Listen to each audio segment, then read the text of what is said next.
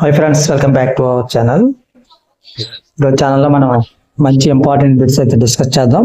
Polity related ప్రత్యేక నియోజకవర్గాల పితామహుడిగా ఎవరిని పేర్కొంటారు అని చేస్తే లార్డ్ మింటో. 1935 భారత ప్రభుత్వ చట్టం ద్వారా షెడ్యూల్ కులాలకు ప్రత్యేక నియోజకవర్గాల కేటాయింపు దేని ఆధారంగా నిర్ణయించారు చూసినట్లయితే మనం సైమన్ కమిషన్ నివేదిక. భారతదేశంలో పూర్తి బాధ్యతాయుత ప్రభుత్వాన్ని ఏ చట్టం ద్వారా ప్రవేశపెట్టారు అని చూస్తే 1935 భారత ప్రభుత్వ చట్టం. రాజ్యాంగ పరిషత్ తాత్కాలిక ఉపాధ్యక్షుడిగా ఎవరు పనిచేశారు అని చూసినట్లయితే మనం ఫ్రాంక్ ఆంటోనీ. కమిటీలు వాటి అధ్యక్షుడికి సంబంధించి సరికానటువంటి జత మనం గమనించినట్లయితే రాష్ట్ర వ్యవహారాల సంఘంగా జవహర్లాల్ నెహ్రూ. అది కాదు. వివిధ దేశాల రాజ్యాంగాల నుంచి గ్రహించిన అంశాలకు సంబంధించి కింది వాటిలో సరైన జత ఏదని చూస్తే మనం గమనించినట్లయితే ఉమ్మడి జాబితా ఆస్ట్రేలియా, సమాఖ్య ప్రభుత్వం కెనడా, ఏకీకరణ వ్యవస్థ అనేది బ్రిటన్ అనేది అన్ని కూడా రైట్ ఆన్సర్స్. కాబట్టి ఆన్సర్ డి వస్తుంది. రాజ్యాంగ ముసాయిదాను రాజ్యాంగ పరిషత్తులో ప్రవేశపెట్టిన వారు బిఎన్ రావు. ఎవరంటే బిఎన్ రావు. ప్రముఖులు వారి వ్యాఖ్యలకు సంబంధించి కింది వాటిలో సరికాని జత చూస్తే మనం భారత ప్రభుత్వ సహకార సమాఖ్య జవహర్లాల్ నెహ్రూ.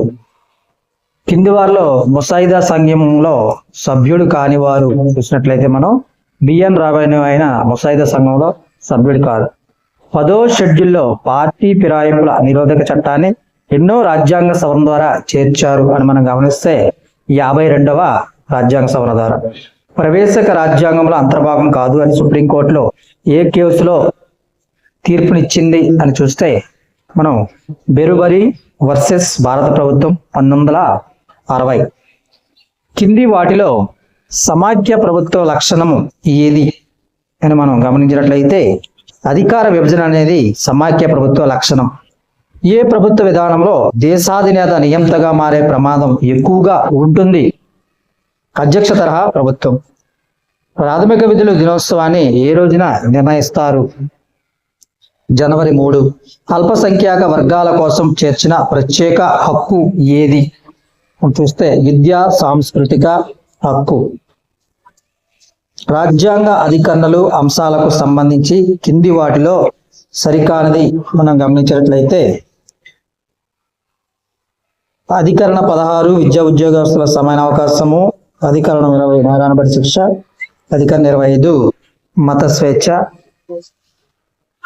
ఓకే ఫ్రెండ్స్, మీరు ఈ బిట్ని మనం నెక్స్ట్ వీడియోలో డిస్కస్ చేద్దాం.